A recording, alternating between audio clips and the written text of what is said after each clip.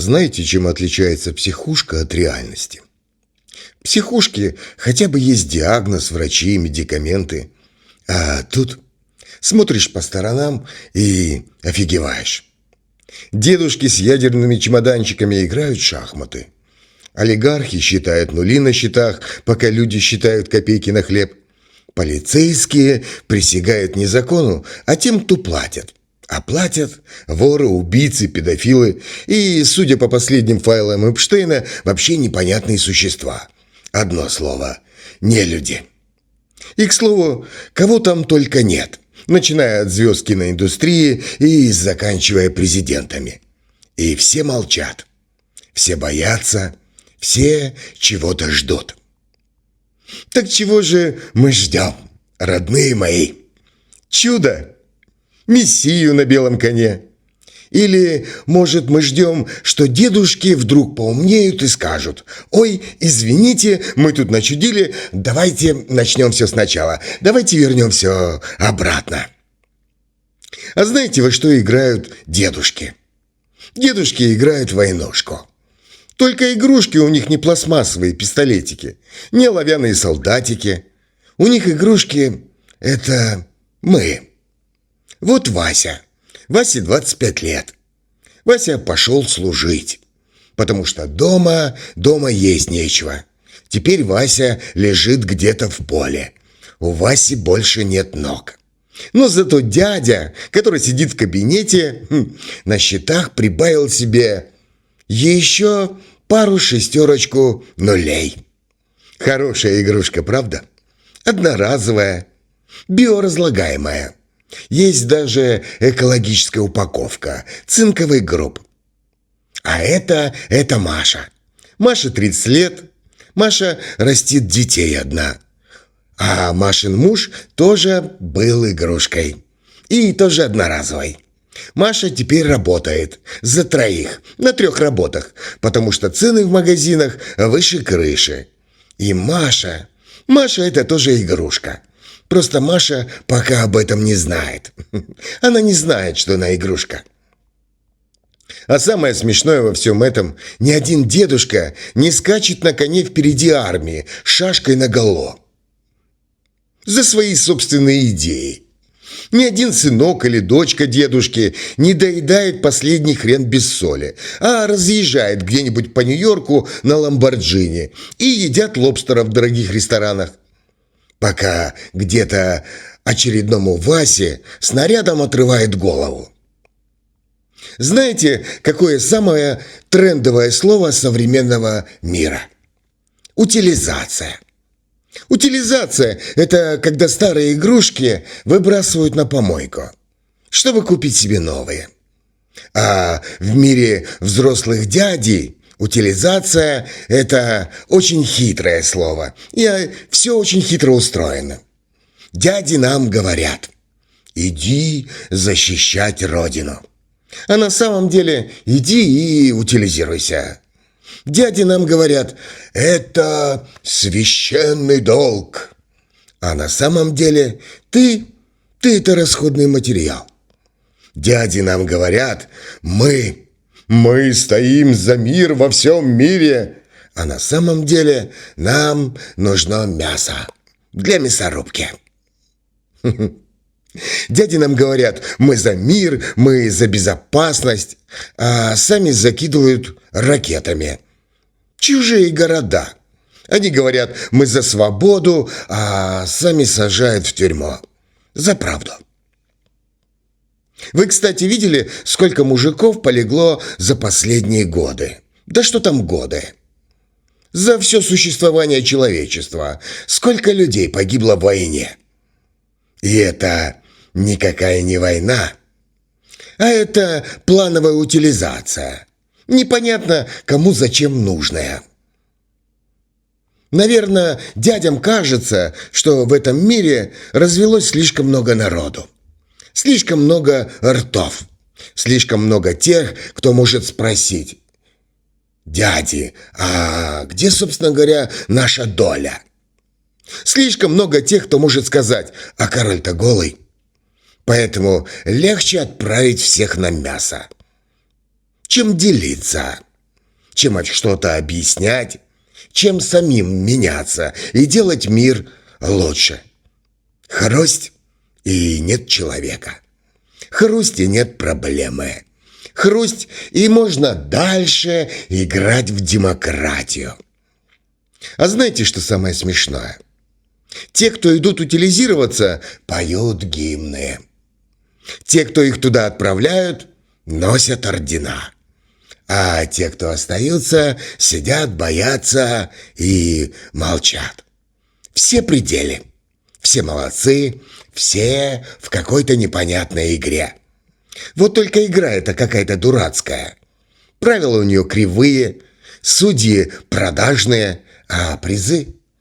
Призы — это могилы. И все человечество катится в тартарары. Или в стойло. В психушку. В какой-то дурдом. В цифровой концлагерь, в ад, где правят балом, скажите мне, кто. Напишите, кстати, мне в комментариях, а то я уже затрудняюсь их классифицировать. Кто это такие, все эти дедушки и дяди в костюмах? Те, которые всех нас готовят к великому цифровому загону, где будут только одни лозунги: «Плати за воздух», «Плати за свет», «Плати за право дышать», «Съешь вот эту вот таблеточку, у нас пандемия», «Сделай вот этот вот укольчик себе в попку, вживи чип», «Молчи, не высовывайся», «Сопи в 2 дырочки». Коммуналки растут, а нам говорят, это инфляция. Цены ползут вверх, а нам говорят, ребят, это рынок. Войны разгораются по всей планете, а нам говорят, это политика. Мир весь горит в огне, не сегодня-завтра полыхнет ядерная война, а дедушки что-то нам там рассказывают. В общем, все эти дедушки очень умные, настолько умные, что при этом почему-то не могут между собой договориться. А если они не могут между собой договориться и как маленькие дети в песочнице кидаются в друг друга ракетами, вот вопрос, а нахрена они вообще нужны? Для чего мы их выбирали? Знаете, чем дети отличаются от взрослых? Дети умеют задавать правильные вопросы. Зачем? Почему?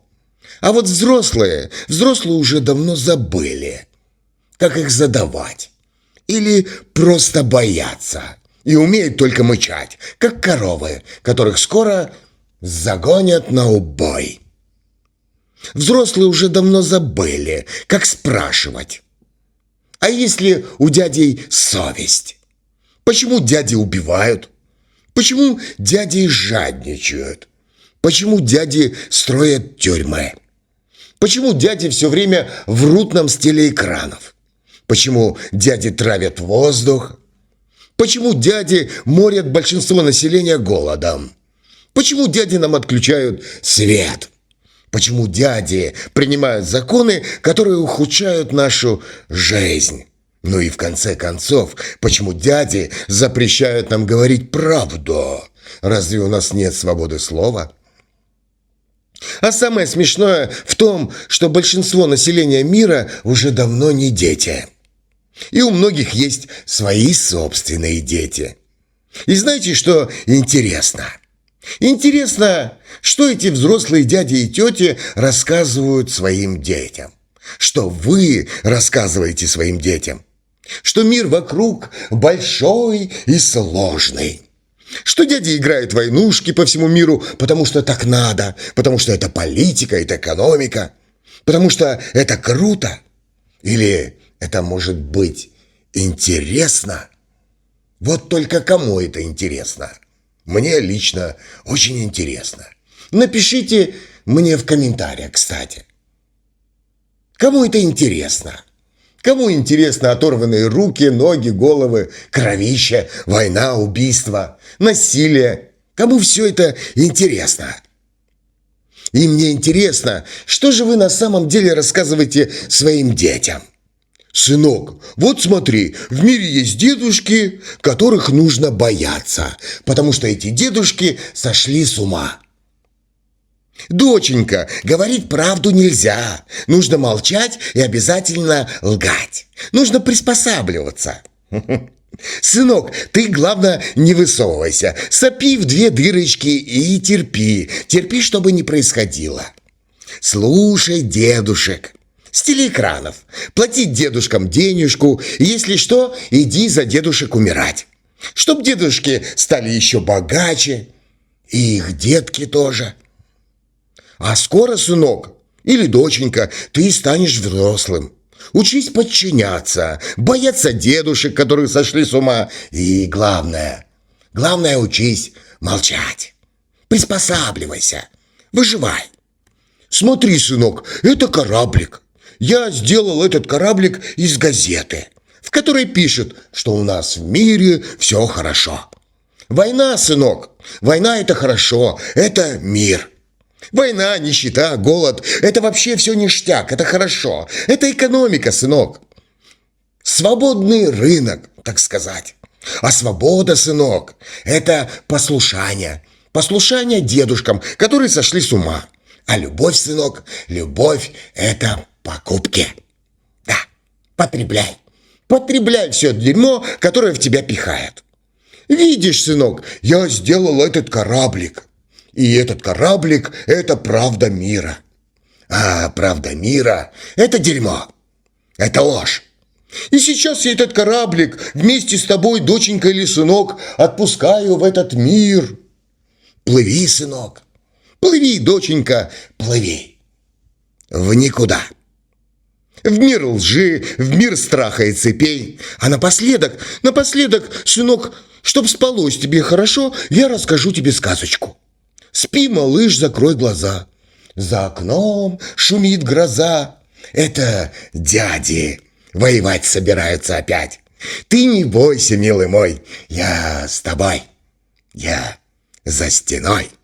Дяди строят всем нам рай. Ты молчи и засыпай. Верь, все будет хорошо. Мы не сдохли все еще. Спи, малыш, и засыпай. Верь, концлагерь – это рай. Интересная сказка, правда? Только вот она не для детей. Она для взрослых. И вот что интересно. Что же действительно вы рассказываете своим детям? Что вы им готовите? Напишите мне в комментариях, мне интересно. Хочу почитать. Хочу вас послушать. Вы же тут все взрослые и умные, разумные люди, что катаются, как яблочко на блюде.